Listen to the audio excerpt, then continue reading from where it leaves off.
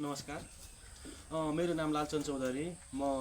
मेरो घर औराबनी होइन। म अहिले हाल पुष्पलाल चौक शाखामा कार्यरत एनएमबी लघु वित्त वित्तीय संस्थामा। र हामी आज व्यवसाय निरीक्षण गर्न आएका छौँ। एउटा सफल उद्यमी कसरी बन्ने, है, कसरी अगाडि बढ्ने भनेर एकजनाको यहाँ व्यवसाय निरीक्षण गर्न आएका छौँ।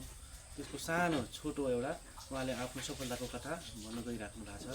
त्यसको नमस्ते। तपाईँले यो गाई पालन सुरु गर्नुभएको छ होइन। हाम्रो संस्थाबाट पनि ऋण लिनुभएको थियो, त्यो प्रयोग सही ठाउँमा गर्नुभएको छ होइन।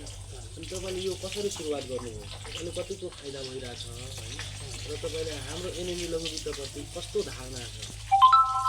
म चाहिँ आफ्नो परिचय दिन्छु। पहिले मेरो नाम चाहिँ एकराज दाहाल, अनि मेरो परिवार चाहिँ भावना भट्टराई, अनि उहाँको नामबाट चाहिँ मैले एनएमबी लघु वित्तबाट कर्जा लिएर सुरु गरेँ। अनि उहाँबाट 5 लाख कर्जा लिए पछाडि यो गोठहरू बनाएँ। गोठहरू बनाइसके पछाडि चाहिँ मैले सुरुमा 3टा गाई हालेको थिएँ। अनि 3टा गाईबाट चाहिँ मलाई राम्रै आम्दानी भयो। मैले पछाडि 3टा गाईबाट गर्दै गर्दै अहिले चाहिँ 8वटा गाई हाल्न सफल भएको छु र मलाई राम्रो छ, राम्रै आम्दानी छ। अनि यसबाट मलाई आवश्यक सहयोग यति मैले पाउँदाखेरि यति गर्न म एउटा सफल भएको छु। र यो गर्दाखेरि मलाई कुनै त्यस्तो घाटा नराम्रो चाहिँ छैन।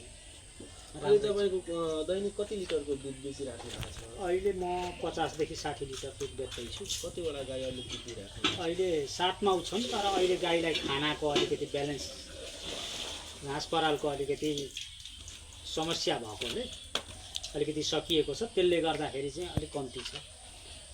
कतिवटा गाई छ अहिले? अहिले मसँग 8 माउ छ। 8 माउ। राम्रै हो होइन, तपाईँले धेरै राम्रो गर्नुभएको छ। अब हामीलाई पनि यस्तै तपाईँ जस्तै सफल एउटा के अरे ऋणीको आवश्यकता हो। सही ठाउँमा सदुपयोग गर्नुभएको छ, यसरी नै सदुपयोग गर्दै जानु गर्ने कुछ।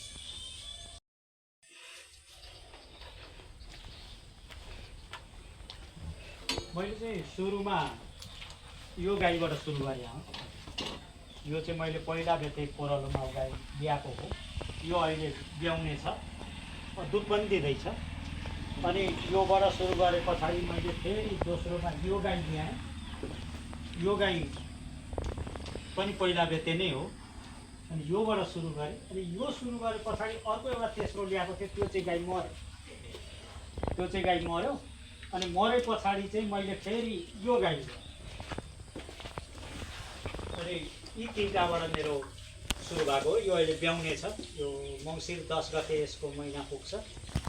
अनि यिनीहरूकै कमाइबाट चाहिँ गर्दै गर्दै मैले यिनै गाईबाट चाहिँ सुरु गरेर अरू 4 माउ यो यहाँबाट यो ल्याएँ। यो ल्याए पछाडि फेरि यो 4वटाको कमाइबाट फेरि यो ल्याएँ। अनि यो ल्याए पछाडि चाहिँ अनि फेरि यिनीहरूकै कमाइबाट गर्दै गर्दै मैले यो त्यहाँ बसेको त्यो रातो माउ त्यसरी किनेँ। यसरी ल्याउनु पर्छ। हजुर, तपाईँको धेरै राम्रो छ यो होइन, अझै पनि राम्रो गर्नुहोस्। अनि यसरी बढ्दै गएको छ, राम्रै भएको छ। अनि यो मैले त्यहीँबाट कर्जा लिएरै यो फार्महरू पनि बनाएँ। यसमा पनि मेरो 2.5-3 लाख जस्तो खर्च भयो। अनि त्यति खर्च काटेर अनि फेरि यसरी गर्दै गर्दै आजसम्म चाहिँ राम्रै छ, वृद्धि भएको छ। र मैले एउटा गरिखाने बाटो पाएको छु।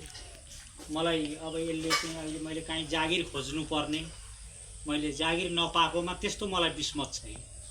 म अलिक गर्न सक्ने रहेछु। म आफूमा आत्मनिर्भर एउटा सक्षम भएको चाहिँ मलाई महसुस भएको छ।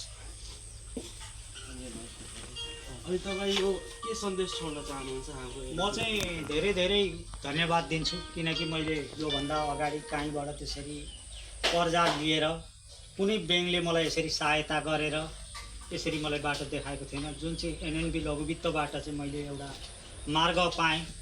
म एउटा विदेशिनु परेन, म एउटा परिवारबाट टाढिनु परेन। मैले चाहिँ कहीँ गएर जागिर पाइनँ भन्ने कुराको महसुस गर्नु परेन, किनकि मलाई आफ्नै ठाउँमा आफै केही गर्दाखेरि चाहिँ हुँदै रहेछ। र यो संस्थालाई चाहिँ म धेरै धेरै धन्यवाद दिन चाहन्छु, किनकि यो संस्थाद्वारा चाहिँ मैले आज एउटा आफ्नो जीविकोपार्जन गर्ने, परिवार पाल्ने एउटा मार्ग पाएँ र म धेरै धेरै धन्यवाद दिन चाहन्छु।